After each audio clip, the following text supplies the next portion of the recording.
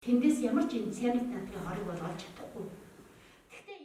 Орхон аймгийн Баян өдөр сум нийт 22 багтай. Үүнээс гэр хорооллын 14 баг байдаг. Тэдний тулгамдсан асуудлын нэг хог хаягдлын татан авалт байдаг. За 2-3 сарын хугацаанд нэг удаа хог ачилт явагддаг нь эзэнгүй хог хаягдал үүсэх, айл өрхөд гудамжинд хог хаягдлаа гаргаж хайснаар орчны бохирдол үүсэх зэрэг асуудалтай тулгардаг. Иймээс Орхон аймгийн хог хаягдлын менежментийг сайжруулах төслийн хүрээнд Уртын гол багт туршилтаар дахиур хаягдлыг татан төвлөрүүлэх цэг байгуулахаар зорж байна.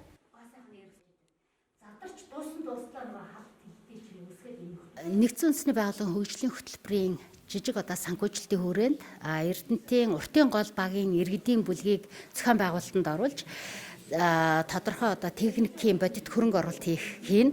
Дээр нэмээд энэ Уртын гол багийн 800 гаруй энэ айл өрхийн иргэдэд соён гэрүүлэхин нөлөөллийн ажил явуулаад хог хаягдлын одоо тээвэр логистикийн жижиг төв байгуулах, тээвэр логистикийн менежментийг хоёр салгах юм богино хугацааны ийм туршилтын одоо төсөл маань аль биесээр эхлээ сар гаруй болж байна.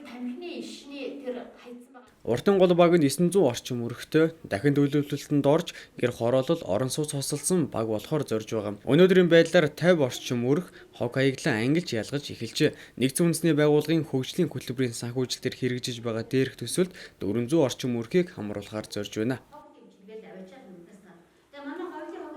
Иргэдийнхаа амар цэвэр тухтай орчинд амьдрах гол үүрэг маань бол одоо хог англи ялах ажиллаа гэж одоо энэ ажлаа бол үргэлжлүүлэн хийж байгаа.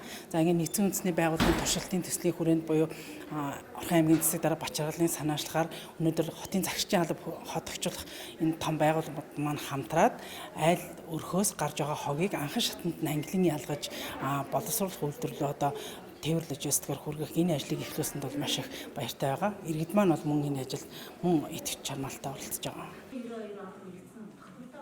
Орхон аймгийн хог хаягдлын менежментийг сайжруулах сарын хугацаанд үргэлжлэх туршилтын төслөөр дахиур хаягдлыг татан төлрүүлэх төв байгуулах юм. Ингэснээр дахиур хаягдлыг тээвэрлэх тогтсон журам мөн хуваарьтай болно гэсэн үг.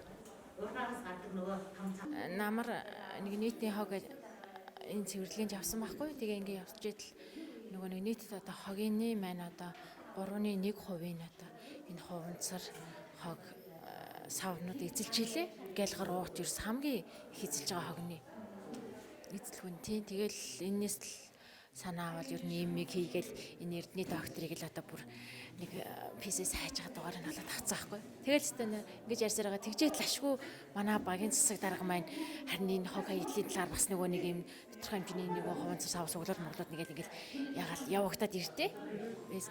Зармаар яваад иртээ. Тэнгүүд л ерөөсөө л би энийг одоо яах вэ?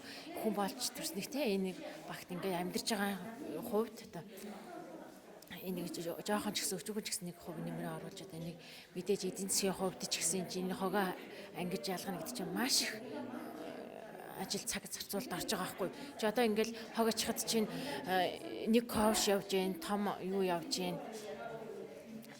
ховоо явж гин.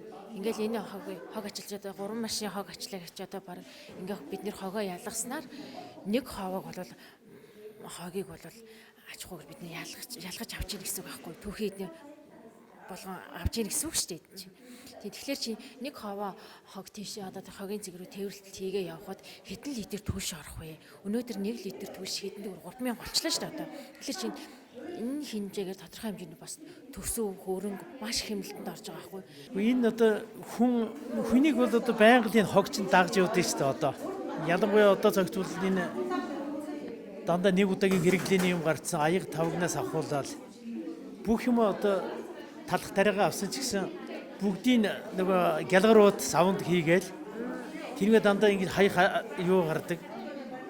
Одоо эдрийгээ сайхан ийм сайхан төсөл хэрэгжиж байгаа юм байна манай баг дээр.